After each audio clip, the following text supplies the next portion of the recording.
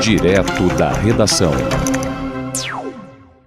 No Rio de Janeiro, vizinhos saíram em defesa de uma idosa que está presa sob acusação de manter uma amiga em cárcere privado. São duas idosas, elas moram juntas, elas trabalham no acolhimento de animais no Rio de Janeiro, no bairro Pedra de Guaratiba.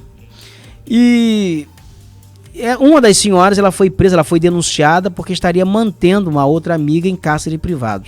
Mas uma reportagem especial da jornalista Cláudia Freitas, essa reportagem está no site, está no portal Eu Rio, no YouTube, está disponível. Nós vamos exibir trecho dessa reportagem aqui.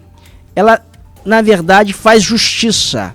Ela buscou fundamentos mais verdadeiros, fundamentos que não atestam essa denúncia de cárcere privado. É sobre isso que eu vou conversar com a jornalista Cláudia Freitas, a quem eu tenho o prazer de dar bom dia nesta quarta-feira.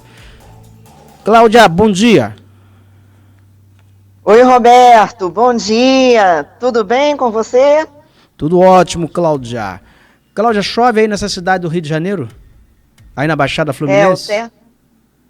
Sim, tá, já choveu agora há pouco, agora parou, mas o tempo está bem nublado. Com certeza não vai dar para colocar aquela roupa no varal. Não dá não.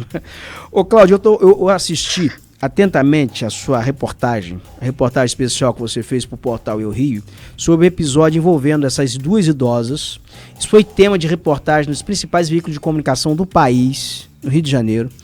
E a acusação era a seguinte, é de que uma das idosas, uma idosa estava mantendo, ela tinha a mesma faixa de idade, estava mantendo uma outra como em cárcere privado. Elas criam um monte de animais, elas acolhiam animais nas ruas, levavam para dentro de casa, dezenas de animais dentro de casa. Eu gostaria que você primeiro explicasse um pouco isso. Nós vamos aqui, enquanto você fala, até passar as imagens aqui em off, nas plataformas digitais. Esteja à vontade, Cláudia. Então, Roberto, é um caso assim bem intrigante, né? E porque na semana passada esse caso ele tomou aí uma proporção muito grande na imprensa, e o que a gente viu foi que uma idosa que mora, né, que reside, tem uma residência em Pedra de Guaratiba, ela estava mantendo em cárcere privado uma outra senhora de 75 anos, a Dona Maria das Graças Souza Rodrigues, né? Então, assim, nós vimos reportagens bem revoltantes até, né, de causar muita comoção e revolta, indignação, ao ver o estado de saúde, né, e o estado em que essa senhora também se encontrava na residência. Só que aí nós fomos pelo portal e pela TV Web O Rio fazer uma matéria sobre o resgate dos animais que ficaram na casa, porque elas recolhem, o que nós ouvimos dos vizinhos, né, é que elas recolhiam animais nas ruas ali, nas redondezas, e levavam para dentro de casa. Então, a prefeitura, por sinal, esteve lá no local também, e junto com a ONG Garra, e eles encontraram mais de 50 animais lá dentro, mais de 50 cachorros. Então nós fomos fazer a matéria sobre o resgate desses animais, e nós encontramos uma outra versão dos vizinhos, né? E essa versão que nós ouvimos dos vizinhos, muitos não quiseram também se identificar, né? Teve uma vizinha que ela se identificou na matéria, você viu aí.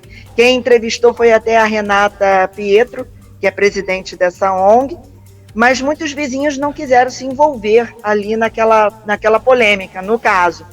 Mas eles afirmam sim que as duas andavam juntas, que quem tinha posse, por sinal, da chave da casa era a Dona Maria das Graças, que foi essa que foi resgatada, né? Que foi levada já de volta para o Maranhão pela sobrinha. Então ela tinha posse da casa, e que ela ia ao supermercado, que ela tinha acesso à rua, né, que ela botava o lixo para o lado de fora, que ela pegava os animais, os cachorros nas ruas e levava para a residência. Que quando a Dona Terezinha, que é essa que está presa no momento, né, e está sendo acusada de cárcere privado, que quando ela chegava em casa, quem abria o portão era a Dona Maria das Graças.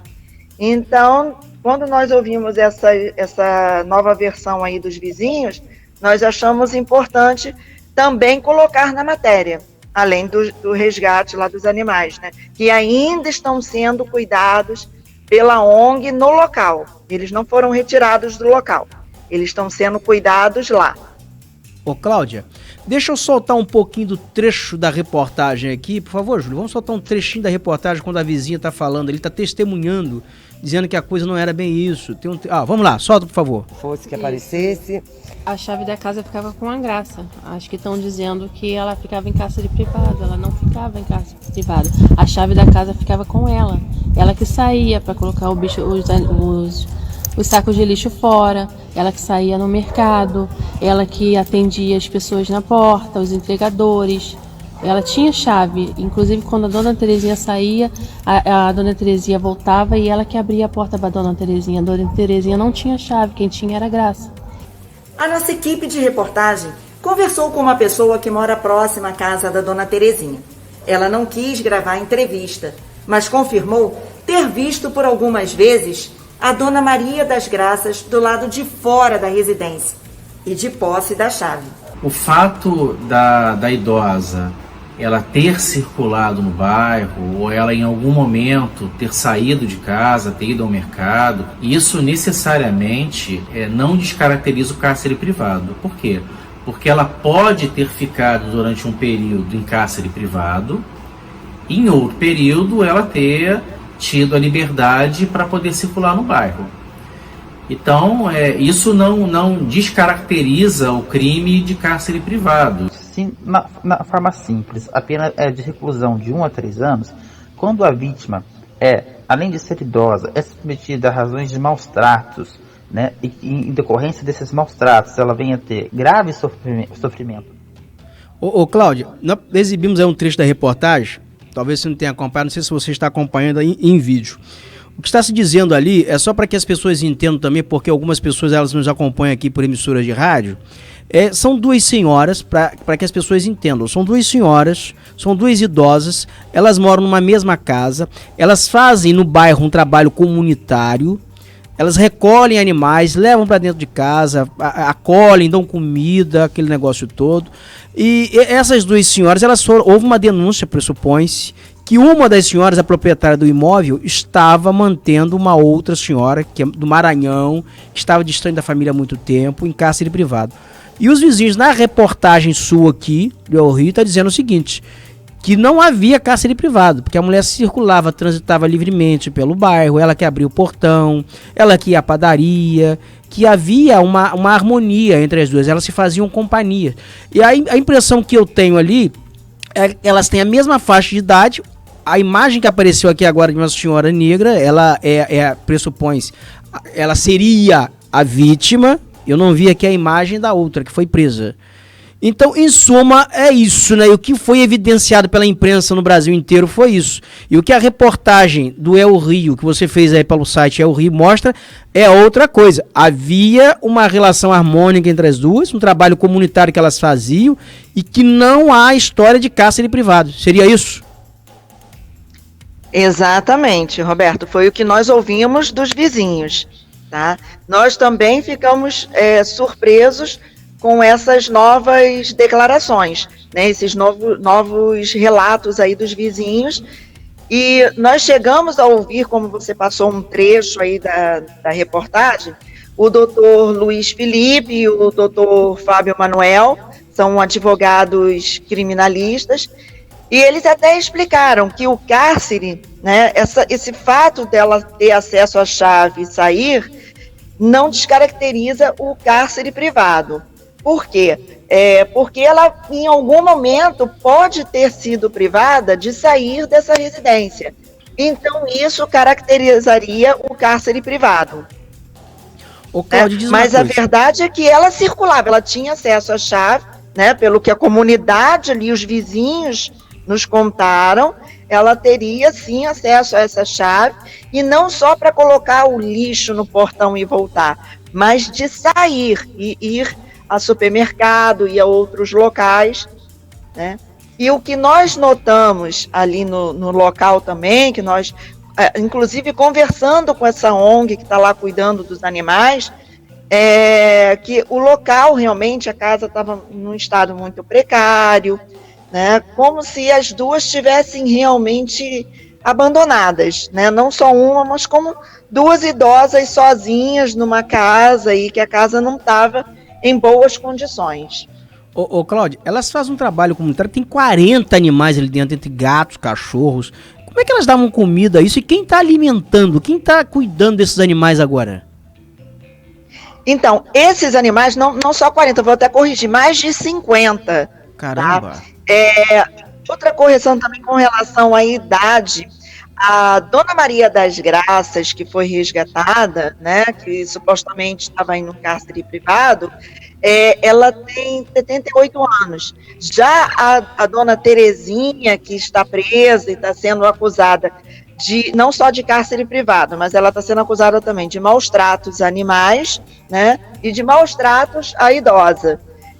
Ela tem 88 anos. Mas ela nem poderia estar presa, ela pode ser presa nessa idade?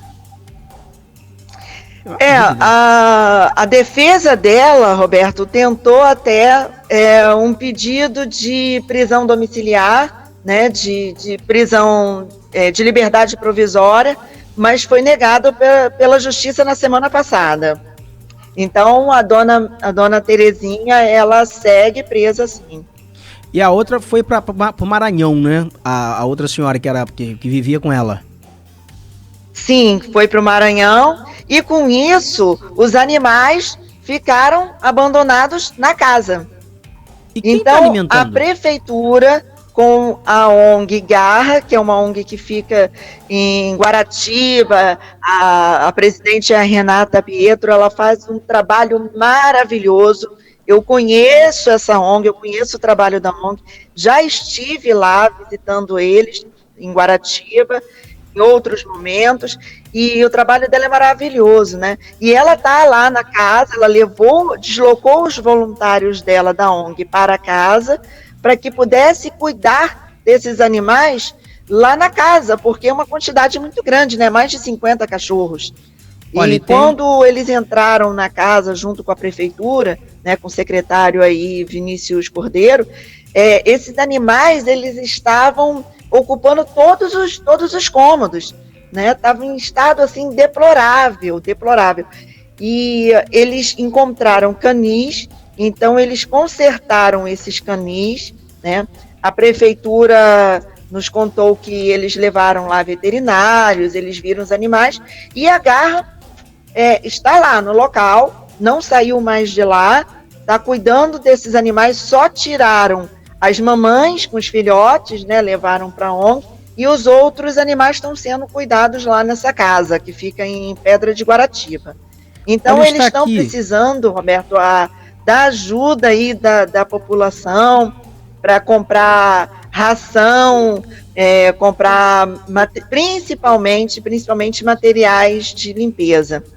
E o contato deles, até lá no final da reportagem lá da TV Web El Rio, você encontra lá os contatos da ONG Garra Animal. Tá aqui na tela. Tá aqui, ó, Garra Animal, tá aqui na tela para quem tá acompanhando aqui pelas plataformas digitais da Viu Garra, vaquinha virtual, tá aqui. Tem também o telefone, é o 021 98 024 1232, tem o site que é o garraanimal.com.br, o e-mail garraanimalrj@gmail.com, tem o Facebook Garra e tem também Garra Animal no Instagram. Então você tem todos esses meios aí de contato para ajudar, para dar uma força. Mais de 50 animais precisa de muita ração, né, para manter os bichinhos vivos, alimentados. Agora é um trabalho admirável que essas idosas faziam, sabe, Cláudia? Porque acolher animais, estão bem tratados, porque não tem maus tratos contra animais ali, não. Não tem animal maltratado, não? Houve algum caso aí de maus tratos? Roberto, vendo pelas imagens, porque quem entrou primeiro no imóvel foi a prefeitura e a ONG, né? Então, alguns animais realmente estavam bem magros, né? Agora eu, Cláudia, né, até questionando aqui um pouquinho, será que esses animais não tinham sido resgatados por aqueles dias, né? Pode ser também isso, porque alguns animais estavam já bem tratados e outros estavam assim bem magrinhos, com ferimentos, né? Não sei se elas, naquele momento ali, haviam acabado de resgatar esse animal, né? Agora, elas recebiam muitos donativos de ração, tá? Isso aí nós ouvimos também da população local ali, dos vizinhos, que toda hora chegava entregadores levando ração, e elas recebiam donativos. Então, elas cuidavam realmente dos animais, né? Acho que encaravam isso como uma missão, né? Pelo que a gente viu ali. Perfeito. Minha querida Cláudia Freitas, jornalista, reportagem aí brilhante no portal Eu Rio, está disponível aí no YouTube, tem o portal Eu Rio no YouTube, tem também o site Eu Rio. Você também acompanha a reportagem, acompanha todos esses vídeos. Muito obrigado, viu, Cláudia? E parabéns aí. Obrigada, Roberta. É sempre um prazer falar com você. Acompanhe o seu trabalho e parabéns também pelo seu trabalho aí investigativo, matérias e temas bem interessantes e importantes nesse momento aí que a gente está atravessando de pandemia.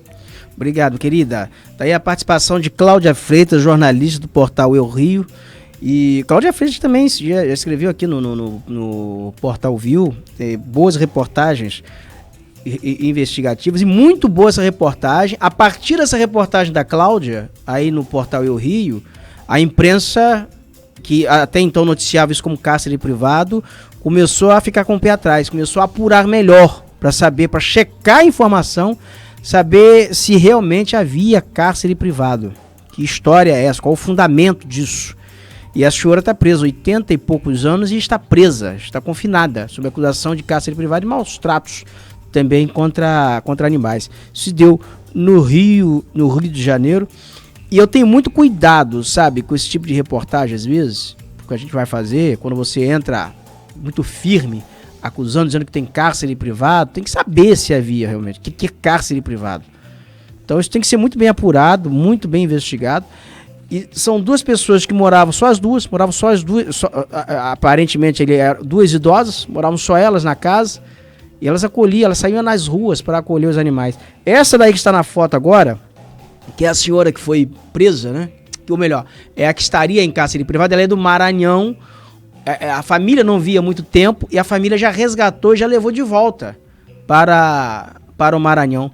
Mas provavelmente ela será ouvida e ela deverá ser uma figura, uma testemunha importantíssima no sentido de elucidar esses casos. Existe uma coisa que isso nos chama a atenção, essa reportagem da Cláudia Freitas, que eu tenho chamado a atenção também em muitas cidades, porque a gente se preocupa muito com a velhice abandonada, com o abandono na terceira idade, o que é correto. A gente se preocupa muito com o abandono de crianças, o que é corretíssimo também. Se preocupa muito com o abandono de pessoas, também é correto. Mas nos preocupamos pouco com o abandono de animais. As pessoas que abandonam o animal na rua abandonado, porque o animal tem fome, o animal necessita de atendimento também, para a saúde animal. E esses animais, eles são vetores de doença quando eles estão soltos nas ruas. Porque você não tem cuidado, ele não é vacinado. Então, são várias situações que as cidades deveriam hoje avaliar melhor nessa questão da política animal. E não tem. Você vê, por exemplo, na cidade, em todas as cidades, a maior parte das cidades do estado do Rio de Janeiro, o animal quando morre, as pessoas embrulham num saco e jogam no rio. Ou joga à beira-rio, na beira de um rio, ou joga na rua para o urubu vir comer. Quando, na verdade, a cidade já deveria ter providenciado um crematório para dar conta, para chegar e não permitir que o animal morto seja jogado na rua. Os centros de controle de zoonoses já tinham que ter providenciado, já tinham que ter um crematório para recolher esses animais. Uma vez, um gato adoecido numa casa, na casa da minha mãe, foi praticamente uma via crucis, convencer o Centro de Controle de Zoonoses para recolher o animal, o gato, porque ele estava com doença e a gente não sabia, a doença não era nem transmissível. Mas sabe qual foi a sugestão? Qual foi a sugestão do Centro de Controle de Zoonoses? Não amarra na rua. Deixa amarrado na rua, porque se está no seu quintal, é seu, você se vira. Como assim? Aí eu vou amarrar o gato na rua, deixar amarrado em um poste, o bicho morrer debaixo de chuva, com fome, morrer no sol. Foi a coisa mais inusitada que eu já ouvi nos últimos tempos. Então é preciso que as cidades elas definam políticas de tratamento de animais, de assistência aos animais, porque essas duas senhoras, essas duas idosas estavam fazendo uma tarefa de recolher animais, levar para dentro de casa e alimentar, tarefa que não caberia a elas. Tarefa que caberia ao poder público. Algumas organizações não governamentais até o fazem, mas é uma tarefa que caberia ao poder público. Portal View. O mundo na palma da mão.